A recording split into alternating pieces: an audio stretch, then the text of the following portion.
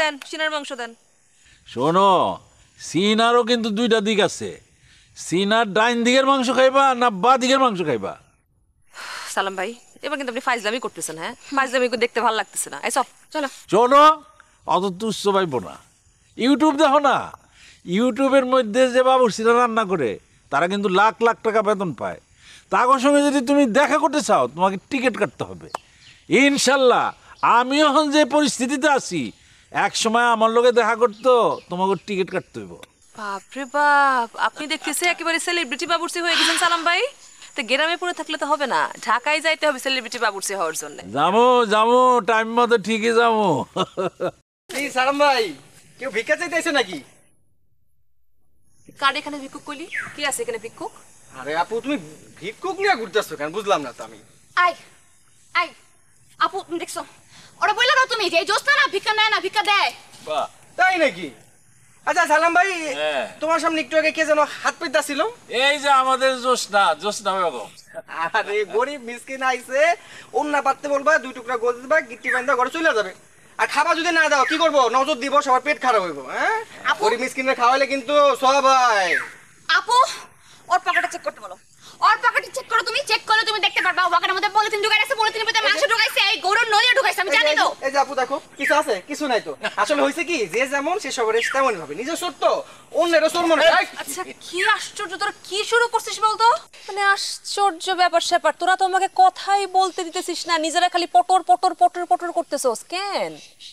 আচ্ছা আপু ঠিক আছে, তোমার সময় দিলাম, তোমার সুযোগ দিলাম, সবই দিলাম, তার আগে তারা বইলা দাও, ওরে বইলা দাও যে বামন হাজারের চান্দের দিকে হাত না বাড়ায়। চাঁদের যে কলঙ্ক আছে এটা সবাই জানে। এই সুজন কোন কলঙ্কনির দিকে তাকায়ও না। কি কইলি তুই? আপু কি কইলো? ওই কি কইলো? আমি কলঙ্ক? আমার গায়ে কলঙ্ক আছে? আমি কলঙ্কের দাগ আছে? বোকা, তাইলে তুমি কেন নিজের চাঁদের সঙ্গে তুলনা করলা? তুমি জানো না চাঁদে কলঙ্ক আছে? বোকা মেয়ে কোথাকার। যদি তুলনা করতেই হয় তাহলে তুই সূর্যের সঙ্গে নিজের তুলনা করবি। তোর কাছে যখন কেউ আসবে তোর তেজে একেবারে পুইরা যাবে। আপু তুমি কিন্তু ওর পক্ষ নিতেছো। আমি কারোর পক্ষ নিতেছি না। আর তোরা কি পাইছিস বলতো? তোরা সবসময় খালি মেয়েদের কলঙ্ক নিয়ে খুঁজে বেড়াস, মানে ছেলেদের গায়ে কোনো কলঙ্ক থাকে না, তাই তো? বা তোর একটা দুধে ধুয়ে তুলসী পাতা। কষ্ট পেলাম আপু, খুব কষ্ট পেলাম। আমি ভাবছি বড় বোন হিসাবে তুমি আমার সাপোর্ট দিবা, তা না উল্টা। কথা আছে না, কথা টানলে বুকের দিকে আসে। তুমি এক মায়ে আর মেয়ের সাপোর্ট গাইলা। ভাইয়ের দিকে তো কোনো টান নাই তোমার। সারা জীবন মনে রাখবো কষ্টটা, আমি সারা জীবন মনে রাখবো। হ্যাঁ আপু, কথা আছে না যে সত্য কথা কইলে বিলাই বেজার।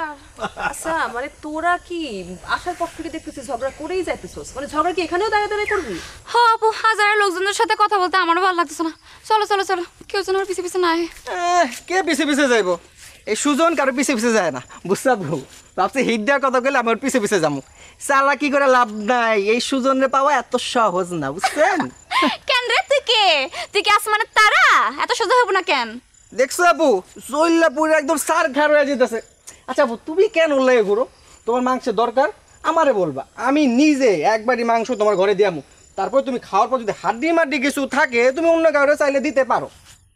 হড্ডি?